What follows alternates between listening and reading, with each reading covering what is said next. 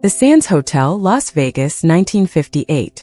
The spotlight hit Frank Sinatra center stage, his tuxedo gleaming under the lights as 2,000 people waited for the next word from the chairman of the board. But what came next wasn't a song. It was a public humiliation that would echo through Hollywood for decades.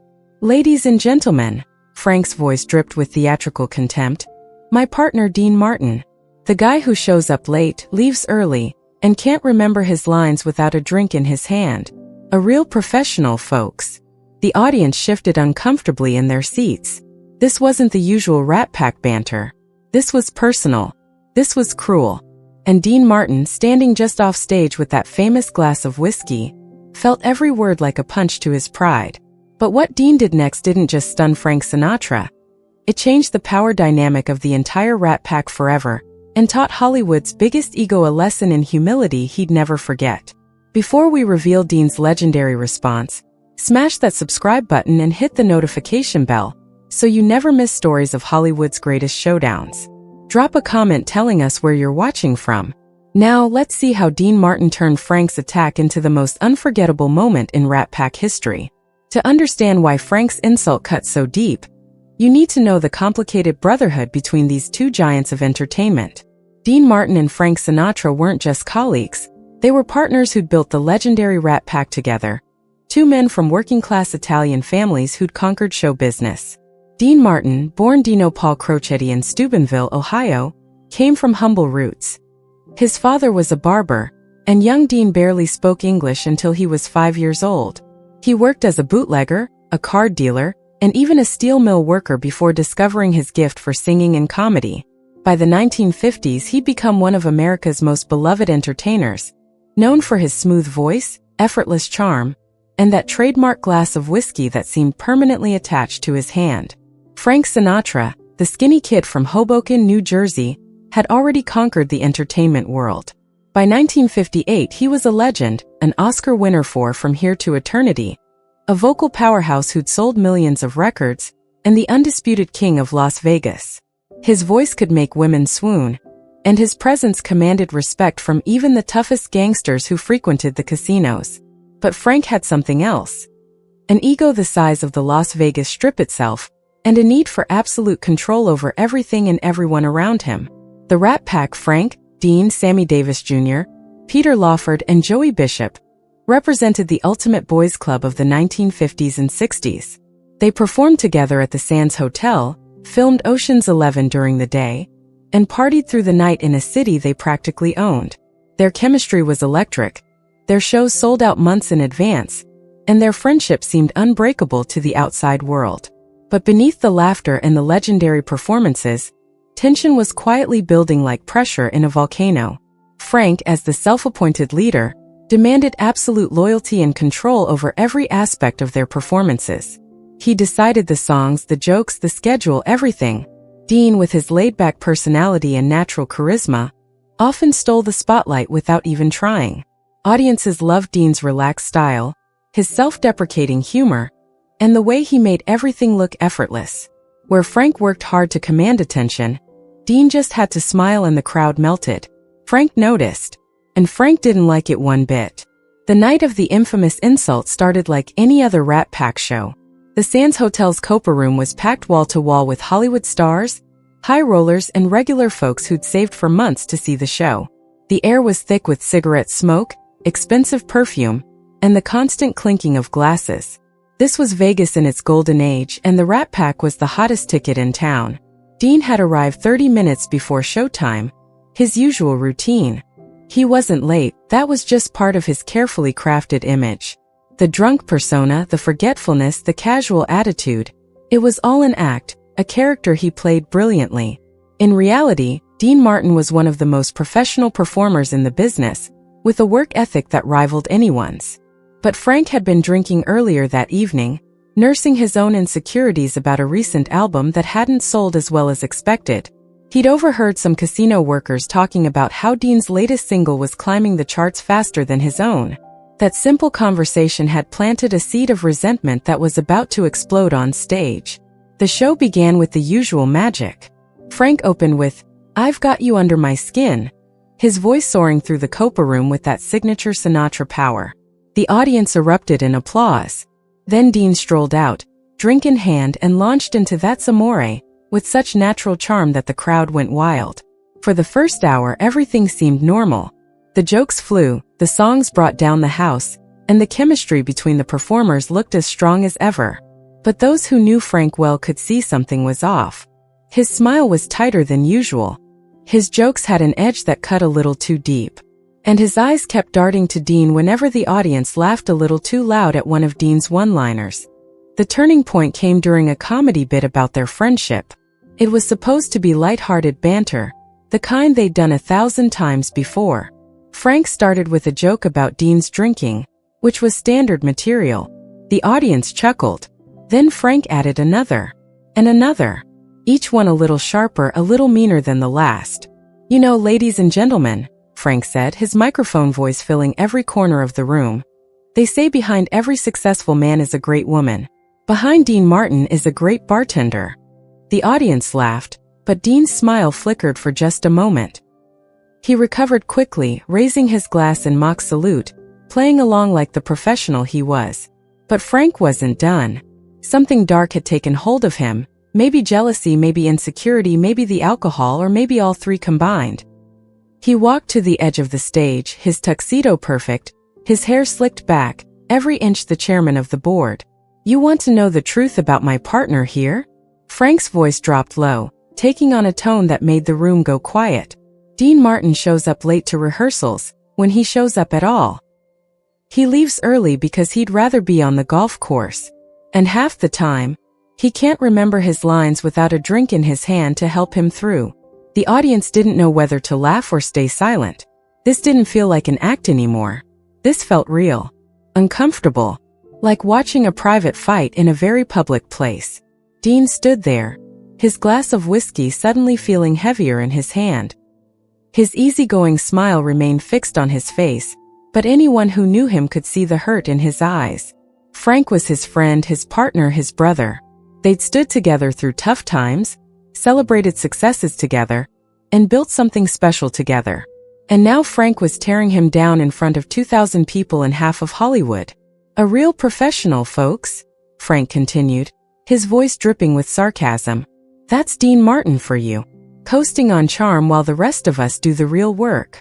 The silence in the Copa room was deafening. Even the waiters stopped moving. Sammy Davis Jr., standing in the wings, looked horrified. Peter Lawford and Joey Bishop exchanged worried glances. This wasn't part of the show. This was Frank's ego and insecurity exploding in real time, and everyone was witnessing it. Dean took a slow sip from his glass, his face unreadable. For a moment, it looked like he might walk off stage, might let Frank have his moment of cruel triumph. The old Dean, the one who avoided conflict and preferred to keep the peace, might have just laughed it off and moved on. But something shifted in that moment. Dean Martin had worked too hard, come too far from those Ohio steel mills, and earned too much respect to let anyone, even Frank Sinatra, publicly humiliate him without consequence. What happened next would become one of the most talked about moments in Las Vegas history. Dean set his glass down on the piano with deliberate slowness. The simple gesture commanded attention. The room, which had been buzzing with uncomfortable whispers, fell completely silent. Every eye was on him now, waiting to see how he would respond to Frank's unprecedented public attack. Dean walked to center stage, his movements unhurried and confident. He stood face to face with Frank Sinatra, and for a moment nobody knew what would happen. Would he throw a punch? Walk off? Fire back with anger? Instead, Dean smiled. Not his usual easygoing smile, but something different. Something that showed the sharp intelligence behind the laid-back persona he'd carefully cultivated for years. "You know, Frank," Dean began, his voice calm and clear, carrying easily to the back of the room without needing to shout, "you're absolutely right. I do show up 30 minutes before showtime instead of 3 hours like you do." The audience leaned forward, sensing something important was happening. "And you know why?" Dean continued, his eyes never leaving Frank's face. "Because it takes you 3 hours to become Frank Sinatra. Me? I just have to show up and be myself." The room erupted, not with polite laughter, but with genuine explosive applause and cheers. Dean had just delivered the most elegant counterpunch in entertainment history, acknowledging Frank's criticism while completely flipping it into a devastating commentary on authenticity versus performance.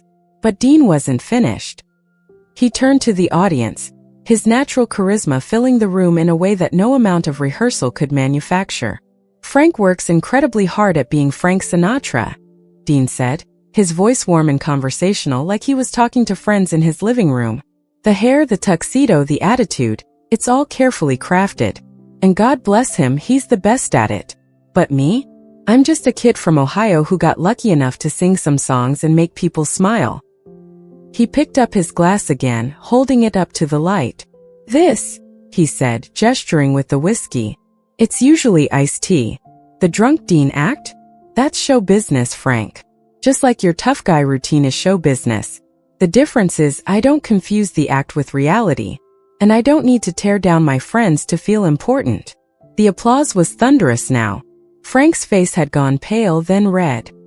He'd been completely outmaneuvered, not with anger or matching cruelty, but with honesty, grace, and a wit that cut deeper than any insult could. Dean walked over and put his hand on Frank's shoulder, his voice dropping so only Frank and the microphone could pick it up. "You're my friend, Frank. You'll always be my friend. But don't ever mistake my kindness for weakness. And don't ever mistake my easygoing nature for lack of talent or professionalism. I work just as hard as you do, I just make it look easy. That's called skill." Then Dean did something that sealed his legendary status forever. He turned to the audience and said, "Ladies and gentlemen, despite his bad behavior tonight, let's give it up for the greatest singer of our generation, Frank Sinatra. Because he is. And nothing that happened here tonight changes that." The audience stood up. A standing ovation not for Frank, but for Dean's incredible display of class, wit, and dignity in the face of public humiliation. Dean had turned Frank's attack into a masterclass in how to handle bullies, even when that bully was your friend and one of the most powerful men in show business.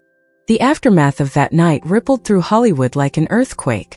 By the next morning, every major newspaper and entertainment column was talking about what had happened at the Sands. "Dean Martin put Sinatra in his place," read one headline. "The night the cool king beat the chairman," declared another. But the real story wasn't about who won or lost. It was about what Dean's response revealed about true strength and character. Frank Sinatra, to his credit, realized he'd made a terrible mistake. The next day, he showed up at Dean's dressing room with a bottle of expensive wine and a genuine apology. "I was out of line, Pally," Frank said, using his nickname for Dean. "Way out of line. I let my ego get the better of me." Dean accepted the apology because that's who he was. He understood that even the strongest friendships have moments of weakness, and that forgiveness was part of Real brotherhood. The Rat Pack continued performing together, but the dynamic had shifted. Frank never again tried to publicly diminish Dean, and their partnership became more equal, more respectful. The lesson from that night at the Sands went far beyond entertainment industry gossip. Dean Martin showed the world that you don't have to meet cruelty with cruelty. You don't have to shout to be heard. And you don't have to tear others down to build yourself up. His response demonstrated several powerful truths that remain relevant today. Authenticity is more powerful than performance. Dean's willingness to be himself without pretense or excessive ego gave him a strength that Frank's carefully controlled image couldn't match. Grace under pressure wins respect. Be wise, staying calm and measured instead of lashing out in anger. Dean earned admiration not just from the audience that night, but from generations who've heard the story since. You can be honest without being cruel. Dean spoke truth about Frank's insecurities and need for control, but he did it without resorting to personal attacks or matching Frank's venom. Standing up for yourself doesn't mean destroying others. Even after defending his dignity, Dean ended by acknowledging Frank's genuine talent, showing that self-respect and respect for others can coexist. The entertainment world learned that night that Dean Martin was far more than the charming drunk he played on stage. He was a man of substance, intelligence, and quiet dignity who simply chose not to make a big show of it. Frank Sinatra, despite his legendary status and undeniable talent, learned that power and fame don't give you the right to humiliate others, especially those who've stood beside you as friends and partners. Their friendship survived because both men learned and grew from that night. Frank became more careful with his words and his ego. Dean became more open about showing the depth behind his laid-back persona. And the Rat Pack, rather than falling apart, became stronger because the power dynamic became more balanced. Years later, at Dean's funeral in 1995, Frank Sinatra was too grief-stricken to attend. He reportedly said, "Dean was my brother, not by blood but by choice. And losing him is like losing part of myself." It was perhaps the most honest and vulnerable Frank had ever been in public, a final acknowledgement of the genuine bond they'd shared. The story of that night at the Sands reminds us that true strength isn't about dominating others or never showing vulnerability. It's about standing up for yourself with grace, speaking truth with kindness, and understanding that real friendship can survive even our worst moments, if we're willing to learn from them. Dean Martin's reply to Frank Sinatra didn't just stun everyone in that room. It became a template for how to handle public humiliation, how to defend yourself without becoming cruel, and how to maintain dignity when someone you trust tries to tear you down. And that's a lesson that never goes out of style. If this story of classic Hollywood drama and timeless wisdom inspired you, hit that like button and subscribe to our channel for more incredible stories of courage, wit, and legendary comebacks. What did you think of Dean's response? Drop your thoughts in the comments below. We love hearing from you. And remember, the next time someone tries to diminish you, channel your inner Dean Martin. Stay cool, stay honest, and let your character speak louder than any insult ever could.